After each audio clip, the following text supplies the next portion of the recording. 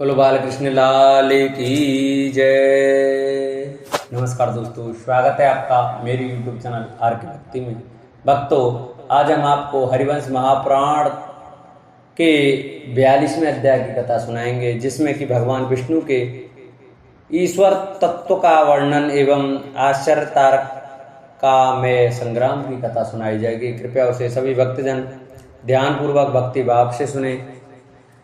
जिन भक्तों ने हमारे चैनल को सब्सक्राइब नहीं किया वो हमारे चैनल को सब्सक्राइब करें, वीडियो को लाइक करें और कमेंट में ओम नमो नारायण भगवते वासुदेवाय अवश्य लिखें। आइए भक्तों, हम अपनी कथा को प्रारंभ करते हैं।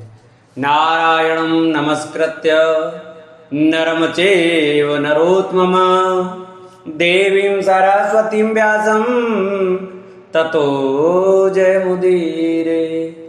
गुरुर्ब्रह्मा गुरुर्विष्णु गुरुर्देवो महेश्वराय गुरुर्साक्षात् परब्रह्म तस्मै श्री गुरुवे नमः। वसुदेवसुतं देवं कंसचारूढमर्दनं देवकी परमानन्दं कृष्णं वन्दे जगद्गुरु। बोलो हरिवंश महापुराण की जय। वैशंपायन जी कहते हैं, राजन, अब तुम मुझसे सतयुग में विष्णु के विश्व तत्व को, उनके अवैधायक आश्वासक रूप को, हरि तत्व को, पापहारी रूप को, देवताओं में भगवान के वैकुंठ तत्व को, समर्थ तत्ता को और पुरुषों में उनके श्री कृष्ण तत्व को, सच्चिदानंदता को तथा उनके ईश्वर तत्व को, दंड देने और कृपा करने की सामर्थ्य को और उनके भूत भविष्य एवं वर्तमान कर्मों लीलाओं की गहन गति दुर्बोध स्वरूप को यथार्थ रूप से सुनो। वे सर्वशक्तिमान प्रभु अव्यक्त होने पर वे अवतार विग्रह धारण करते समय अपनी मूर्ति को प्रकट किए रहते हैं। वे नारायण अनंत स्वरूप, सबके उत्पत्ति स्थान और अव्यय अविनाशी हैं। सतयुग में ये नारायण रूप होकर हरि मुखदायक बने और वे ही ब्रह्मा, इंद्र, चंद्रमा, धर्म, शुक्र और बृहस्पति के रूपों में प्रकट हुए। इसके अनंतर ये यादव नंदन श्री कृष्ण से अवतार लेने वाले भगवान ही विष्णु के नाम से अदिति के पुत्र बनकर उत्पन्न हुए। उस जन्म में ये इंद्र के छोटे भाई बने थे। देवताओं के शत्रु दैत्य, दानव और राक्षसों का संहार करने के लिए भगवान विष्णु अदिति के यहाँ पुत्र बनकर उत्पन्न हुए। यह उन विभु का प्रसाद वरदान रूप जन्म था। सृष्टि के आदि में इन प्रधानात्मा प्रकृति के संचालक प्रभु ने ही ब्रह्म को उत्पन्न किया और इन्हीं पुराण पुरुष ने पूर्व कल्प में मर्त्य आदि प्रजापतियों की सृष्टि की। उन प्रजापतियों ने कश्यप आदि के रूप से अपने स्वरूप का विस्तार करके श्रेष्ठ ब्रह्मवंशों गोत्रों को उत्पन्न किया और उन महात्माओं से सनातन वेद अनेक शाखाओं में विमुक्त हो गया। लोकों में कीर्तनीय आश्चर्य में विष्णु के इस वेद रूप नाम कीर्तन का उल्लेख मेरे द्वारा किया जा रहा है, तुम इसे सुनो। तात वर्तमान सतयुग में वृत्तासुर का वध हो चुकने पर त्रिलोकी में प्रसिद्ध तारका में संग्राम हुआ। उस समय सब के सब दानव संग्राम में दर्प भरे एवं भयंकर दिखाई देते थे। उन्होंने यक्ष, राक्षस और सर्पों सहित समस्त देवताओं को मारना आरंभ कर दिया। मार खाते खाते जब उनके आयुध क्षीण हो गए तब वे रण से विमुख हो गए और सबकी रक्षा करने वाले नारायण देव श्री हरि के ही मन में शरण हो गए। इसी बीच में मेघ तपे हुए लोहे के समान ज्वाला रहित अंगारे बरसाने लगे। वे सूर्य, चंद्रमा आदि ग्रहों सहित आकाश को ढकते हुए दिखाई देते थे।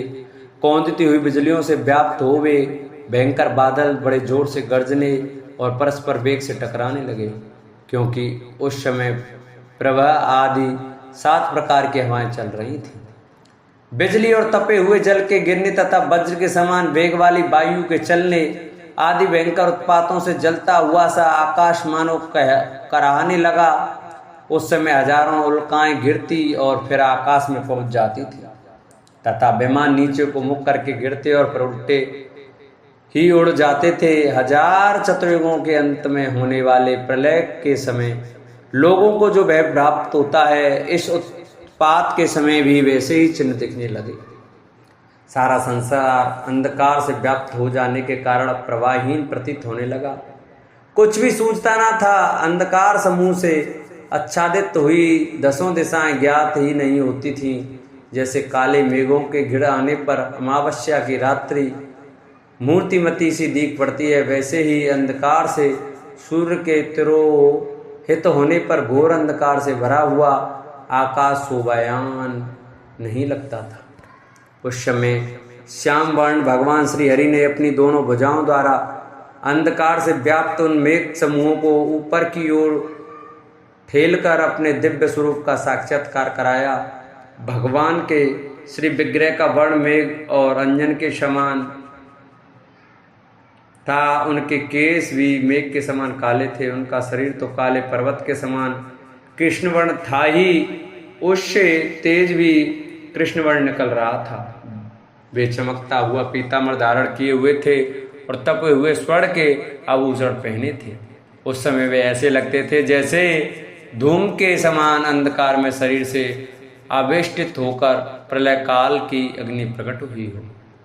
वे अष्टभुज होने के कारण 8 मांसल बाहुमूलों से सुशोभित थे। चमकते हुए आभूषणों से युक्त उनका श्री विग्रह ऐसी शोभा देता था जैसे बगलों की पंक्ति से विभूषित मेघ हो। वे स्वर्ण की बनी मुठ वाले आयुधों से सुशोभित तथा चंद्रमा और सूर्य की किरणों से दमकते हुए पर्वत के समान अचल थे।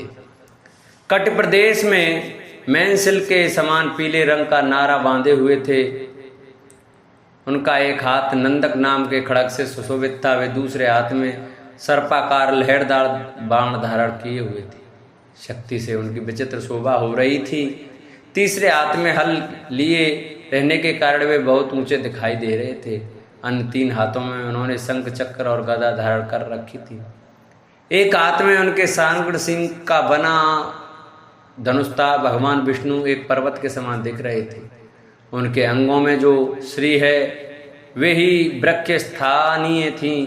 जैसे पर्वत का मूल भाग क्षमा पृथ्वी पर प्रतिष्ठित है, उसी तरह श्री हरि की प्राप्ति का मूल क्षमा भाव है। भय के अवसरों पर अभयदान देने वाले पर्वत के समान अटल भगवान विष्णु को दैत्यों से हारे हुए देवताओं ने आकाश के बीच दिव्य लोक में रथ में बैठे देखा।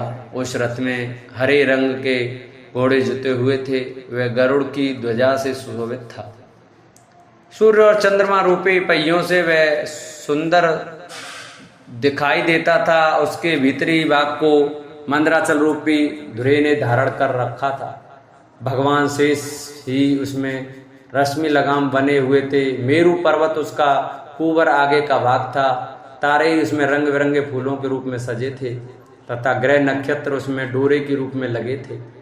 उस समय इंद्र आदि समस्त देवताओं ने जय जय शब्द का उच्चारण किया और हाथ जोड़कर शरण देने वाले विष्णु भगवान की शरण ग्रहण की। विष्णु को देवता प्रिय हैं, अतएव उन्होंने देवताओं की इस वाणी को सुनकर महायुद्ध में दानवों के नाश करने का अपने मन में विचार किया।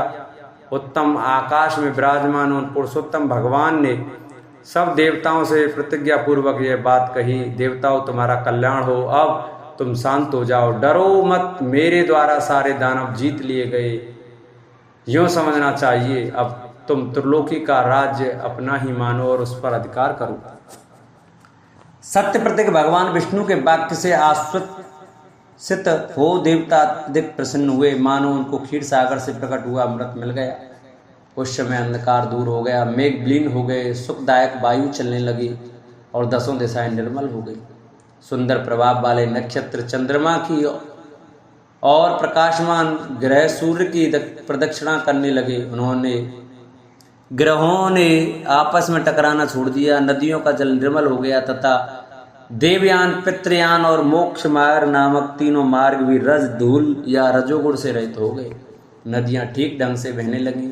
समुद्रों का क्षिप्त होना बंद हो गया। मनुष्यों के मनों में इंद्रियों को शुभ कर्मों में लगाने की इच्छा होने लगी। महर्षि शोक रहित होकर उच्च स्वर से देव ध्वनि करने लगे। अग्निदेव भी यज्ञों से पवित्र और स्वादु हवि का भक्षण करने लगे। पृथ्वीनाथ सच्ची प्रतिज्ञा करने वाले देव पूज्य भगवान विष्णु के द्वारा की गई शत्रुनाश की प्रतिज्ञा सुनकर प्राणी अपने मन में प्रसन्न होकर परम प्रीति से यज्ञ आदि धर्मानुष्ठान में प्रवृत्त हो गई।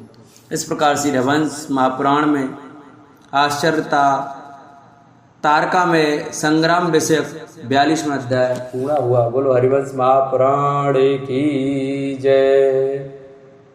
जिन भक्तों को हमारी कथा अच्छी लगी हो, हमारी वीडियो अच्छी लगी हो, वो हमारी वीडियो को आगे शेयर करें। जिन्होंने अभी तक हमारे चैनल को सब्सक्राइब नहीं किया वो हमारे चैनल को सब्सक्राइब करें, वीडियो को लाइक करें और कमेंट में ओम नमो नारायण भगवते वासुदेवाय हरिवंश महापुराण की जय लिखना न भूलें। बोलो हरिवंश महापुराण की जय।